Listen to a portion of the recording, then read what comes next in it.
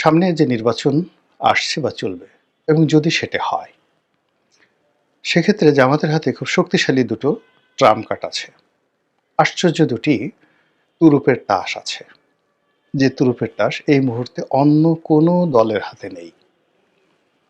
আচ্ছা, আপনারা একটু চিন্তা করেন তো নিজে নিজে, যারা এই রাজনীতির বিশ্লেষণ শুনেন বা ইউটিউবে বিভিন্ন কন্টেন্ট দেখেন, একটু চিন্তা করেন জাস্ট 1 মিনিটের মধ্যে। এর কারণ হলো, এই যে দুটো তুরুপের তাস আছে, দুটো ট্রাম্প কার্ড আছে জামাতের হাতে, যেটি বাংলাদেশের এই মুহূর্তে অন্য কোনো রাজনৈতিক দলের হাতে নেই, দুটো একসঙ্গে। তো সেটা কি হতে পারে? জাস্ট 1 2 3 4 চিন্তা করেন। আমি এই ভিডিওটি যখন বানালাম, এই হেডলাইনটি দেওয়ার সঙ্গে সঙ্গে কিন্তু আমার উইদিন 1 সেকেন্ডের মধ্যে কিন্তু আমার এই ধারণাটা চলে আসলো, চিন্তাটা চলে আসলো। যে চিন্তাটা চলে আসলো সেটা আপনাদের সাথে শেয়ার করছি। আর এই সময়টার মধ্যে আপনারা হয়তো ইতিমধ্যে চিন্তা করে ফেলেছেন যে জামাতের হাতে কোন দুটি তুরুপের তাস আছে, ট্রাম্প কার্ড আছে, যেটি দিয়ে আগামীতে রাজনীতির ময়দানে ভেলকিবাজি তারা দেখাবে। ভেলকিবাজি তো বুঝেন, সমস্ত লোকদেরকে বোকা বানানো, বেকুব বানিয়ে ফেলা। যেভাবে আমরা জাদু দেখি, বান দেখি, টোনামারা দেখি, ম্যাজিক যেটাকে বলা হয়, ম্যাজিক্যাল পাওয়ার। তো ম্যাজিক মূলত আসলে একটা কৌশল, এটি বৈজ্ঞানিক পন্থা।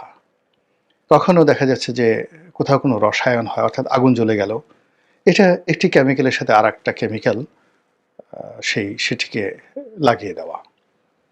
বা ধরুন আপনি অদৃশ্য হয়ে গেলেন, আপনি আকাশে উড়ছেন, আপনাকে দ্বিখণ্ডিত করে ফেলা হলো। এই বিষয়গুলো যে হাতের কারসাজি, চতুরতা, এবং মানুষ বুঝতে পারে না, অর্থাৎ যে কাজটি করে তার এই কাজ করার এতটা দক্ষতা যে যারা দর্শক তারা মুহূর্তের মধ্যে বুঝতে পারে না যে আসলে কি ঘটছে।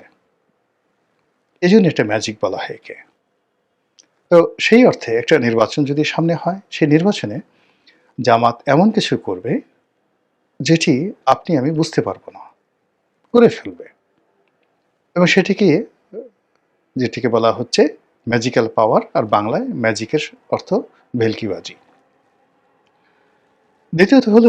তৃতীয়ত যেটি হলো, প্রথমে তুরুপের তাস, এরপরে হলো ভেলকিবাজি। আমি একটু সময় নিচ্ছি এই কারণে, সো দ্যাট কোন দুটি তুরুপের তাস তাদের হাতে আছে এটা নিয়ে আপনি একটু চিন্তা করার সময় পান। তো তুরুপের তাস নিয়ে বলবো, ভেলকিবাজি নিয়ে বলবো, আর থার্ড যেটা বলবো সেটা হলো যে জামাত যে সামনের নির্বাচন যেটি করবে সেটি একটা ম্যাটিকুলাস ডিজাইনের অধীনে তারা এই কাজটি করবে, এবং that will B a new meticulous design. New meticulous design বললাম এই কারণে যে আপনারা জানেন যে গত যে বিপ্লবটি বা গণঅভ্যুত্থানটি, জুলাই আগস্ট আন্দোলনটি, এটির নেতৃত্বে ছিল জামাত। ডক্টর মোহাম্মদ ইউনূস, মাহফুজ, অথবা ধরুন জনাব তারেক রহমান সাহেব, বিএনপি, আরও অনেক দল এটার ক্রেডিট নেওয়ার জন্য বা অনেকে তাদেরকে ক্রেডিট দেওয়ার জন্য যত কথাই বলুক না কেন, নিষ্ঠুর এবং নির্মম বাস্তবতা হলো যে এই যে আন্দোলনটি, এটিকে দানা বাঁধানো, এটিকে লালন পালন করা এবং এটাকে পূর্ণতা দেওয়ার জন্য যে একটা পরিকল্পনা, সেটি প্রায় ১.৫-২ বছর আগের থেকে জামাত করছে। ২ বছর আগের থেকে, অর্থাৎ সে ধরুন ২০২৪-এর আগস্ট মাসে যদি এটা হয়ে থাকে, তাহলে এটা ২০২২ সনের আগস্ট মাসে তারা এটা শুরু করেছে। আর এটার জন্য তারা যে পরিকল্পনা, সিদ্ধান্ত তারা নিয়েছে আরও অনেক আগের থেকে, ১০ বছর আগের থেকে, মোর দ্যান 10 ইয়ার্স, যে তারা এরকম একটি কাণ্ড ঘটাবে। এজন্য তারা শিবিরকে শক্তিশালী করেছে, নিজেদেরকে শক্তিশালী করেছে, এবং এটা যদি ফেল করে তাহলে সম্ভাব্য ক্ষয়ক্ষতি কী হবে সেটা মেনে নেওয়ার মতো মন মানসিকতা তারা অর্জন করেছে। তারপর যদি ফেল করে বিকল্প কি করা যেতে পারে, এমনকি সশস্ত্র যুদ্ধ তারা করবে, এই ধরনের কথাও মানে তাদের মধ্যে ছিল। যদি তারা ফেল করে তারা অস্ত্র হাতে যুদ্ধ করবে, গেরিলা যুদ্ধ করবে। তো এই যে জামাতের যে ম্যাটিকুলাস ডিজাইন সেটা তো সফল হয়েছে। তো সেই সফলতার প্রেক্ষিতে যদি সামনে নির্বাচনকে কেন্দ্র করে তারা আরেকটি ম্যাটিকুলাস ডিজাইন করে থাকে, that will B a new meticulous design, নয়া ম্যাটিকুলাস ডিজাইন। এই ৩টি বিষয় নিয়ে আলোচনা করব। এখন প্রথমটাতে আসি। প্রথমটা হলো তাদের হাতে দুটো ট্রাম্প কার্ড একসঙ্গে আছে এই মুহূর্তে। প্রথম ট্রাম্প কার্ডটা হলো তারা সম্প্রতি মুক্তিযুদ্ধ নিয়ে রাজনৈতিক দলগুলো যে ব্যবসা করে, নিজেদের দলে কজন মুক্তিযোদ্ধা আছে, কজন বীর প্রতীক আছে, বীর উত্তম আছে, কজন মুক্তিযোদ্ধার সন্তান সন্ততি পরিবার পরিজন দলের মধ্যে আছে, এটি নিয়ে বিএনপি এবং আওয়ামী লীগ যে গর্ব করতেন, জাতীয় পার্টি যে গর্ব করতেন, এবং এটা নিয়ে তারা নানা রকম ন্যারেটিভ তৈরি করতেন, এই জায়গাটি জামাত ছিল একেবারে শূন্য, তাদের কোনো পুঁজি ছিল না। কিন্তু সাম্প্রতিক সময় তারা দলের মধ্যে হিন্দুদেরকে স্থান দিয়েছে, প্রার্থীরূপে মেয়েদেরকে তারা পছন্দ করেছে, এবং একেবারে নামকরা মুক্তিযোদ্ধা, বেশ কয়েকজন নামকরা মুক্তিযোদ্ধাদেরকে তাদের দলে তারা ভিড়িয়েছে। এটা তাদের একটা ১ নম্বর তুরুপের তাস। এবং এই ধরনের মুক্তিযোদ্ধা যারা আছে তারা যখন জামাতের পক্ষে কথা বলবেন, জামাতের প্ল্যাটফর্মে দাঁড়িয়ে মুক্তিযোদ্ধার কথা বলবেন, এবং সেই প্ল্যাটফর্মে দাঁড়িয়ে আওয়ামী লীগ এবং বিএনপিকে গালাগাল দিবেন, খিস্তি খবর দিবেন, তখন ওটা শুনতে যে কত মজা লাগবে। মানুষ দলে দলে সেই কর্নেল অলি গিয়ে যদি এখন জিয়াউর রহমানের বিরুদ্ধে বলেন, তিনি যদি বলেন যে মানে যেটা কর্নেল অলি আমাকে বলেছেন, প্রেসিডেন্ট জিয়াউর রহমান কর্নেল অলিকে উস্তাদ ডাকতেন, শিক্ষক ডাকতেন, টিচার ডাকতেন, তাকে উস্তাদ, সারা জীবন উস্তাদ ডাকতেন। তো ওইরকম তাদের সম্পর্ক। বেগম জিয়ার সঙ্গে কর্নেল অলির যে ব্যক্তিগত একটা সম্পর্ক ছিল, বেগম জিয়া তাকে অসম্ভব রকম শ্রদ্ধা করতেন জিয়াউর রহমান সাহেবের ঘনিষ্ঠজন হিসাবে, তিনি পারিবারিক বন্ধু ছিলেন। কাজী জিয়া পরিবারকে ডুবানোর জন্য, বিএনপিকে ডুবানোর জন্য কর্নেল অলির একটা প্ল্যাটফর্ম দরকার, এবং সেই প্ল্যাটফর্মটা যদি জামাতের হয়। দ্বিতীয়ত, কর্নেল অলির যে নির্বাচনী এলাকা, সেই নির্বাচনী এলাকায় জামাতের প্রাধান্য, ওখানে বিএনপি নেই। কর্নেল অলি মানে ওখানে দুটো কনস্টিটিউয়েন্সি, দুটো নির্বাচনী এলাকা, এই দুটো নির্বাচনী এলাকাতেই যাকে বলা হয় কর্নেল অলির নিদারুণ কর্তৃত্ব রয়েছে। এখন তার সঙ্গে যখন জামাত যুক্ত হলো, তখন পুরো চট্টগ্রামের রাজনীতি, কক্সবাজারের রাজনীতি, এর উপরে কর্নেল অলির একটা কর্তৃত্ব চলে আসবে। তার সঙ্গে সঙ্গে হিল ট্রাক্সে, যেহেতু তিনি আর্মি ম্যান, আর্মির সঙ্গে তার একটা ভালো সম্পর্ক, মুক্তিযুদ্ধের তিনি অত্যন্ত গুরুত্বপূর্ণ একজন অধিকর্তা ছিলেন এবং চট্টগ্রামের মানুষ, ফলে ওই এলাকাতে জামাতের এমনি শক্তি আছে। আপনার সাতকানিয়া, চন্দনাইশ, এই সমস্ত এলাকাতে কর্নেল অলি এবং জামাতের যে শক্তি, ওখানে বিএনপির কোনো লোক দাঁড়াতে পারবে না। এবং আপনারা যারা ওই সাতকানিয়া ওই এলাকা চিনেন, এবং ওটা দিয়ে আপনার কক্সবাজারে যেতে হয়, এবং ওখানে যদি জামাত এবং কর্নেল অলি দাঁড়ায়, তাহলে কক্সবাজারের সালাউদ্দিন সাহেব কক্সবাজারে যেতে পারবেন না। অন্যদিকে এদিকে এসে যদি আপনি নোয়াখালী, সীতাকুণ্ড, এই কিছু কিছু এলাকাতে আছে যেখানে জামাতের আধিপত্য আছে, চট্টগ্রামে যাওয়ার পথে চট্টগ্রামের লোকজন মানে সেখানে একটা শহরে তাদের একটা শক্তি আছে। দ্বিতীয়ত, চট্টগ্রাম বিশ্ববিদ্যালয়। তৃতীয়ত, পার্বত্য অঞ্চলে তাদের সেই যে এই যে সাদিক কায়েম ঢাকা ডাকসুর ভিপি হয়ে আসছে, তো বান্দরবন, খাগড়াছড়ি, এইরকম গহীন এলাকাতে উপজাতিদের মধ্যে সেই জামাতের যে সাংগঠনিক শক্তি আছে, এটা শান্তি বাহিনীর চেয়ে কোনো অংশে কম নয়। তো সেই জায়গাতে কর্নেল অলি, মেজর আক্তারের মতো লোক এখানে যে আসছে, তারা মঞ্চে দাঁড়িয়ে যদি বিএনপিকে এবং আওয়ামী লীগকে ধুমসে গালাগালি দেয়, এগুলো শুনতে মানে মানুষ কী করবে, পালা গানের মতো সে শুনবে। বিচার গান যেভাবে শুনে, পালা গান যেভাবে শুনে, তারপরে ওই যে গাজীর গীত যেভাবে শুনে, এইভাবে কর্নেল অলি এবং মেজর আক্তার এরকম আরও ২-৪ জন লোককে যদি জামাত বের করে, এবং যদি জামাত মনে করেন শাহজাহান ওমরকে বের করে নিয়ে আসে, ব্যারিস্টার শাহজাহান ওমরকে বের করে নিয়ে আসে, তো তো এরা যদি বলতে থাকেন এরা যদি বলতে থাকেন জামাতের মানে বিএনপির বিরুদ্ধে এবং আওয়ামী লীগের বিরুদ্ধে, এটা তাদের একটা নাম্বার 1 তুরুপের তাস। ২ নম্বর তুরুপের তাস এই ২৪-এর যে গণ অভ্যুত্থান, ২৪-এর যে আন্দোলন, এটা জামাত এবং এনসিপি। এনসিপিকে বলা হতো যে জামাতের বি টিম। এনসিপি স্বীকার করেনি, কিন্তু এখন তাদের ঐক্য হয়ে গেছে। ফলে এটা প্রকাশ্য, ওপেন। তো এনসিপি, এবি পার্টি, জামাত মূলত তারাই কিন্তু এই যে ২৪-এর গণ অভ্যুত্থানের আগের যে মূল যে কাজগুলো, গ্রাউন্ড ওয়ার্কগুলো, তারা কিন্তু এই কাজগুলো করেছে। এর সঙ্গে দেশি যোগ থাকতে পারে, বিদেশি কূটনীতিকদের যোগ থাকতে পারে, আরো অনেক কিছু, বাট মূল হলো এখানে জামাত এবং এনসিপি। এবি পার্টির কথা বলছে অনেকে, কিন্তু এবি পার্টি আছে, কিন্তু আমি এনসিপির কথাই ধরি, এখন সেই এনসিপি তাদের সঙ্গে আছে।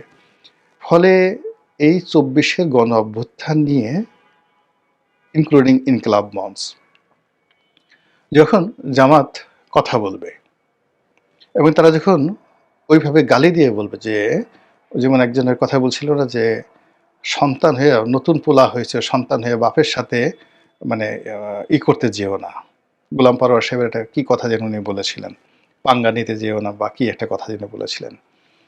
তো তদ্রূপ যদি বিএনপি নিয়ে, তারেক রহমান সাহেবকে নিয়ে, মির্জা ফখরুল সাহেবকে নিয়ে, অন্যান্য যে সকল মির্জা আব্বাস রয়েছেন, তাদেরকে যদি বলেন যে ২৪-এর এই যে গণ অভ্যুত্থানের প্রেক্ষিতে তারেক রহমান সাহেব দেশে আসছেন, খালেদা জিয়া মুক্ত হয়েছেন, চিকিৎসার জন্য বিদেশে গিয়েছেন, বিএনপি রাজনীতি করার সুযোগ পেয়েছে, বিএনপির নেতাকর্মীরা সব জেল থেকে বের হয়েছে, সবই ২৪-এর গণ অভ্যুত্থানের কারণে, এবং এই কাজটা জামাত করেছে। জামাতের দয়ায় এই কাজ করে, জামাতের কর্মের কাজ করে, কাজ করেছে জামাত, আর ফল খাওয়া তোমরা, এটা হবে?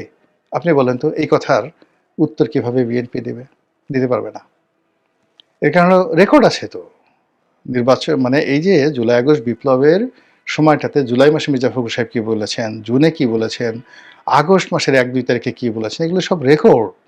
এখন সেই রেকর্ড যদি একদিকে বাজানো হয়, আর জামাতের যারা লোকজন রয়েছে, এনসিপির যারা লোকজন রয়েছে, জামাতের প্ল্যাটফর্ম ব্যবহার করে যদি এই ২৪-এর ব্যাপারে তারা খোঁটা দেয় যে তারেক রহমান সাহেব যে বাংলাদেশে আসছে এটা আমাদের জন্য, আমাদের দয়ায়, আমাদের করুণায়, বলেন তো কি জবাব দিবে? এই গেল তুরুপের তাস।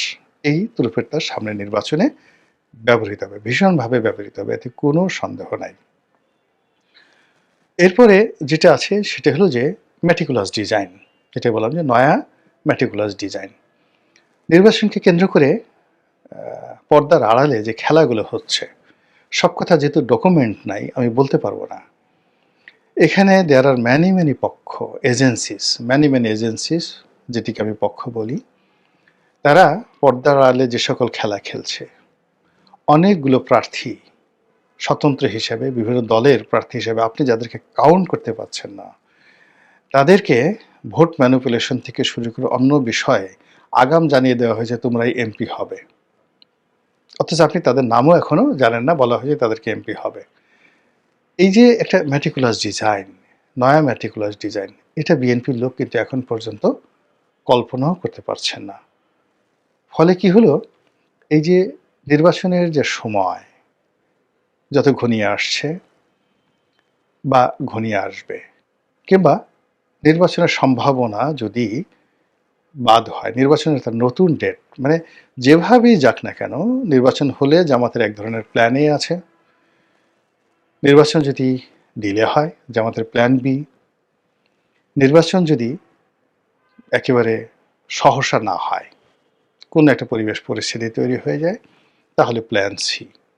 সেই প্ল্যান সিকে মোকাবেলা করার জন্য জামাতের যে মাস্টার প্ল্যান আছে, ম্যাটিকুলাস ডিজাইন আছে, এই ডিজাইনটি মূলত বিএনপি বা অন্য যে রাজনৈতিক দলগুলো আছে তাদের কিন্তু সেই ডিজাইনটা নেই। আরেকটি হলো যে নির্বাচন, এখন সেই নির্বাচনে যে তারা যে ম্যাটিকুলাস ডিজাইন সেটা করবে, এটা তো বললাম যে এইভাবে। আরেকটা হলো ভেলকিবাজি, মানে আপনি দেখাবেন কলা, দিবেন মূলা, দেখাবেন আপেল, খাওয়াবেন মাকাল ফল। তো এই যে এই মুহূর্তে দেখুন যে জামাত কেন্দ্রিক যে নাটকগুলো তৈরি হচ্ছে, এই প্রতিদিনই এ আসছে, এ যাচ্ছে, এটা হবে, এটা হবে না। মানে সব মিলে ঘুরে ফিরে জামাত একবার সেই ঘুড়ি রশি ছেড়ে দিচ্ছে বিএনপির দিকে, আবার রশি টান দিচ্ছে, আবার একদিকে একটা তথ্য দিয়ে দিচ্ছে, আরেকদিকে আরেক তথ্য নিয়ে টানাটানি করছে। পুরো জিনিসটাই একটা নাটকীয়তা, একটা ভেলকিবাজি রাজনীতির ময়দানে।